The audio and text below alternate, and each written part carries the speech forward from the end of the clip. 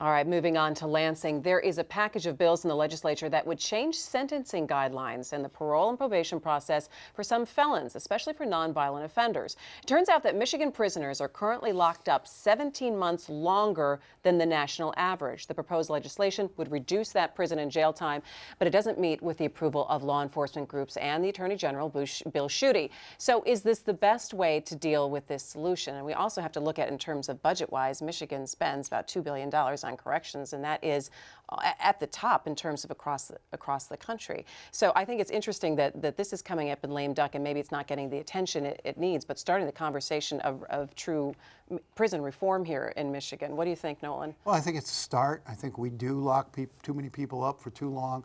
I think we need we need to step back and take a real hard look at who we lock up and why.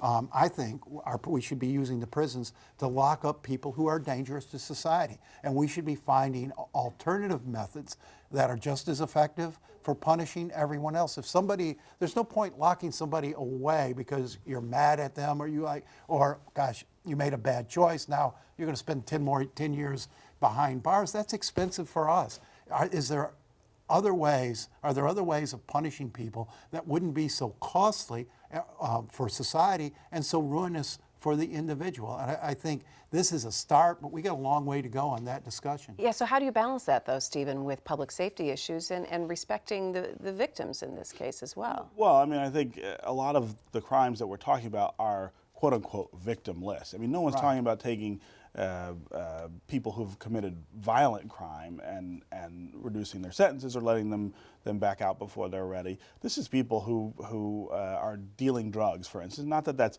entirely victimless, but it is not a preying on another person kind of crime.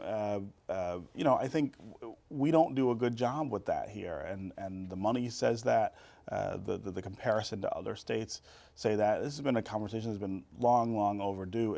It surprised me that it came up in this session of lame duck. I don't think anybody was anticipating that, and I don't think it has much of a chance of passing. It probably needs more discussion, but it is good to get it on the table. I think it's something the governor's definitely interested in. The business community has been saying for a long time that the focus on prison spending is out of control. We spend more on prisons than we do on higher ed.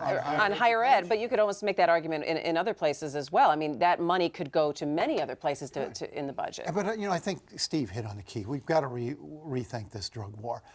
You could change that tomorrow into a budget drain, into a budget positive. If you do what Colorado's done, legalize some drugs, marijuana, they legalize, tax it, regulate it, stop putting people in prison for it and start collecting taxes off of it, because we've been doing this for 35 years now and people are still smoking dope, for God's sake. Well, right. Well, and I mean, I think that we're moving toward that more rational way of dealing with it.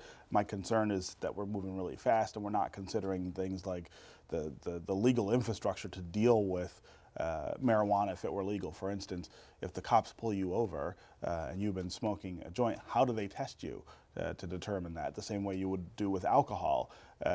We just haven't thought these things through. That's another issue. I mean, if you're driving, it should be the offense. I mean, if you're driving, there's laws to deal with people who drive impaired. So, but who there drive isn't poorly. right. I mean, if you're pulling somebody over because they're reckless driving or careless driving, cite them for that. You don't need to blow in this or blow in that. The offense is what they were doing.